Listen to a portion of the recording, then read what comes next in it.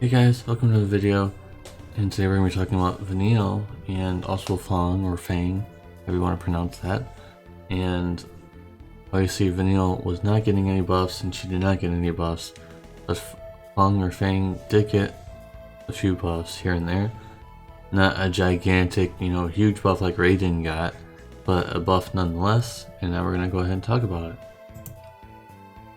So first of all, Vanille's STMR is just okay, and maybe for you, maybe it'd be better than okay.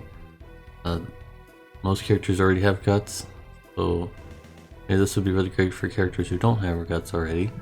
And 60% spirit and magic at the same time is quite good. Giving your mage a lot more tankiness is quite good. The 50% stop resist is just a meme, not really that useful, but it is what it is.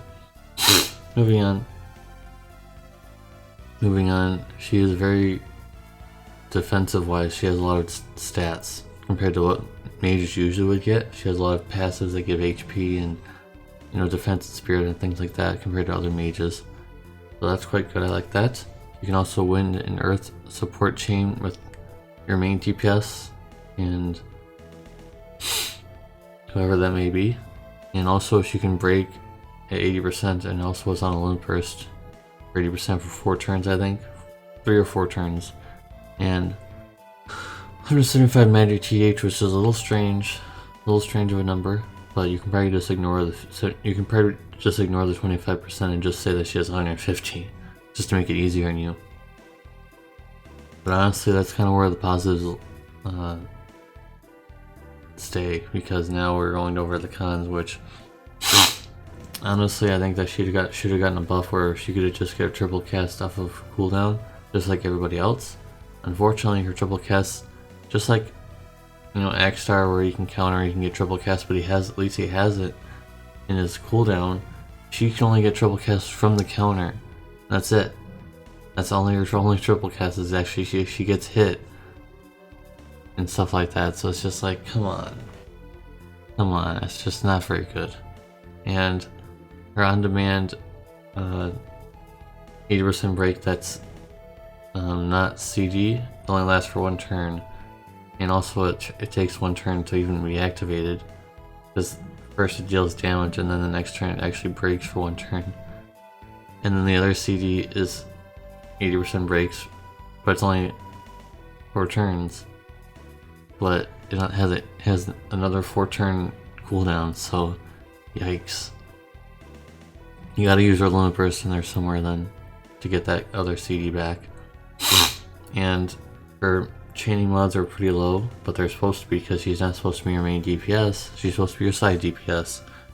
So that in mind, I think that she's okay, but I think that she's lacking in the breaking role, and it's kind of like the same thing happens with all these kind of units that want to compress their roles. Normally they're never good at, they're a jack of all trades, master of none type thing. Whereas Riku would be better as a breaker, and any other mage that you can currently get would be better as a mage.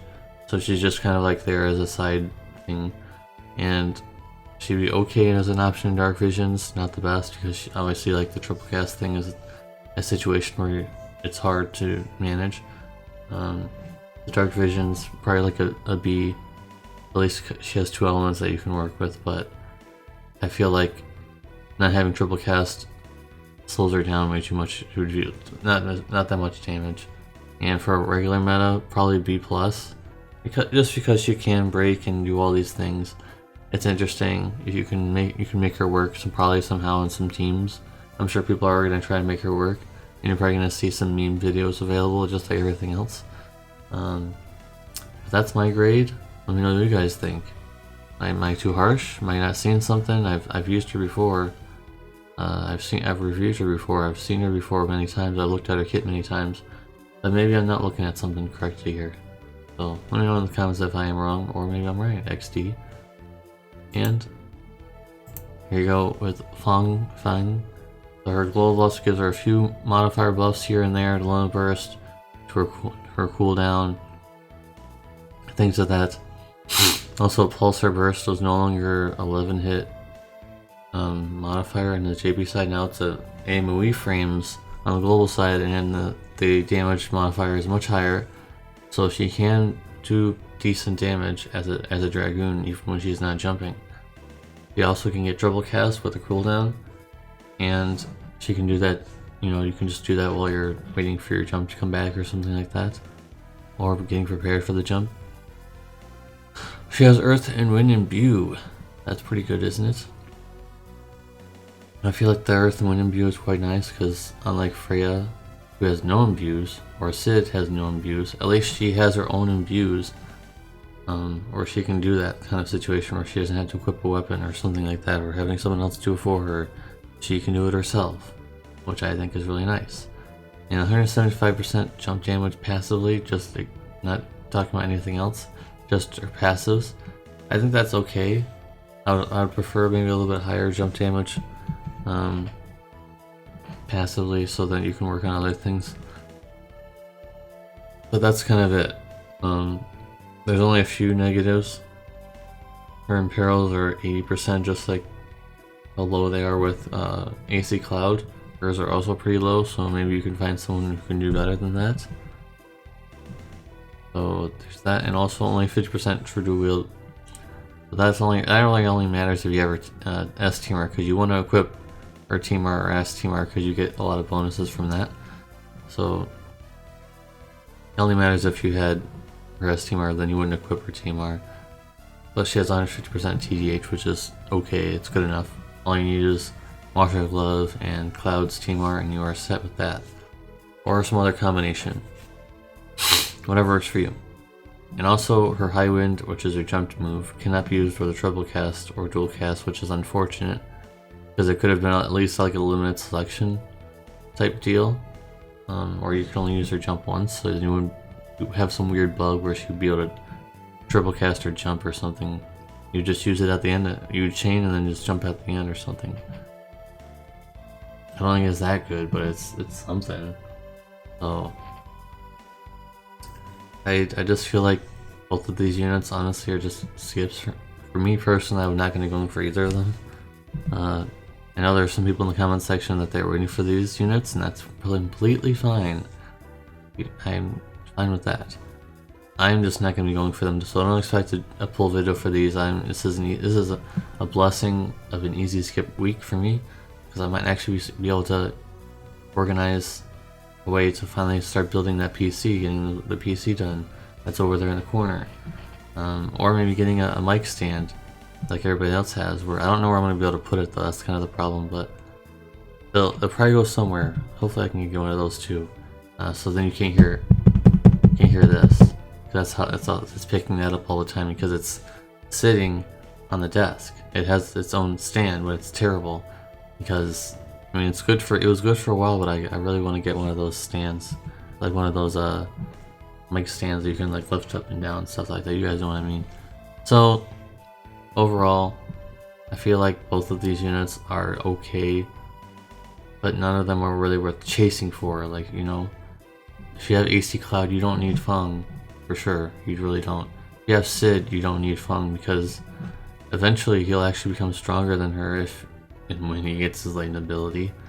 That's kind of a situation that might not happen for a while. I don't know. Maybe it'll happen at the anniversary. I don't know. Hopefully, because there's a lot of those latent abilities are quite good. Like Folka's is pretty decent. She has a passive that she gets where she basically gets the amount of first crystals per turn where you need to use her AoE MP restore. So basically every turn you're guaranteed MP is what that is. And Sid's latent abilities allow him to be the strongest dragon in the game, period. Stronger than Fang, even if all for small buffs. I believe that he's still stronger. Probably by a much more marginal amount than it would have been. But if you got any other finishers, I would not pull for this banner.